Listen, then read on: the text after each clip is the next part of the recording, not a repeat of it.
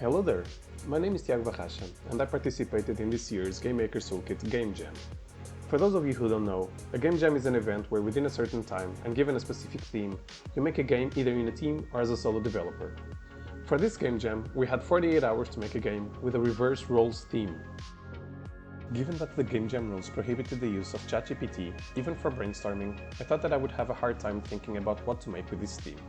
However, it didn't take long for a decent idea to come to mind. A reverse bullet heaven where instead of being the hero, you are the villain that spawns in the monsters. I thought this was a great idea, and I started filling out the game design document for this project immediately.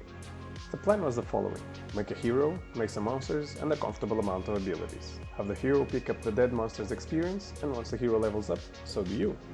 The development process started with finding an art style, and once I found a good example that was easy to model, I yoinked it and made a quick version of it in Blender.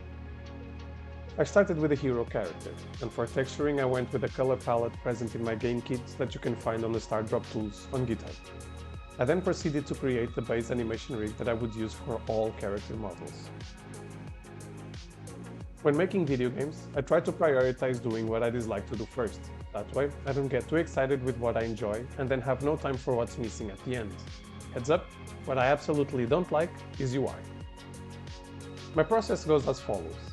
First, we list out the possible game states present in our project, usually main menu, play session, play results, and level generation. Then I design the UI around these game states. Once complete, I start the development of the game mechanics and features. For some reason, some of the character imports were a bit messed up, and after fixing those issues I started development of the AIs. An agent is the base class for both the hero and monsters. It has all the major properties, states, and settings that standardize the behavior that should be present in all AI types, such as movement, dealing and taking damage, state changing, and of course, animation transitions. Something relevant to mention on the technical side is that this class inherits the AI-pullable interface and is part of a pool, which makes the game more performant, where instead of instantiating and destroying these agents, we just activate and deactivate them when we need to, which a computer greatly appreciates. You can find more about this on my Start Drop Tools GitHub page. All monster AI is pretty simple. Once spawned, move towards the hero, and when close enough, attack. The hero's AI is a little bit more tricky. The hero has 16 sensors in 16 different directions. Should the sensor detect something, then the hero loops to the rest of the sensors, and when one of them detects free passage, the hero moves in that direction.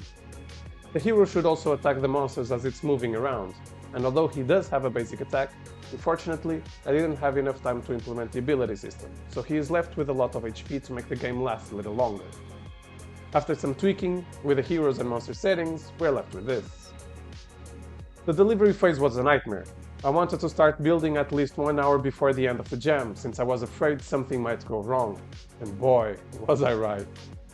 The game wasn't building, and when it was taking too long, or it wasn't compatible with each I/O, and in my frustration, I even reinstalled Unity. I was happy to hear that there was an hour grace period added to the end of the jam, and in that time, I discovered the issue had something to do with the build's compression, and after fixing that, all my anxiety went away. In this jam, a total of 12 hours were allocated into the art side of things: modeling, texturing, animating, and shader graph. And although I wanted to make something visually appealing, too much time was given to the art side of things, and I should have kept it simpler, with less monsters and focused more on the gameplay. I am pretty sure more jammers thought of a similar or even the same idea.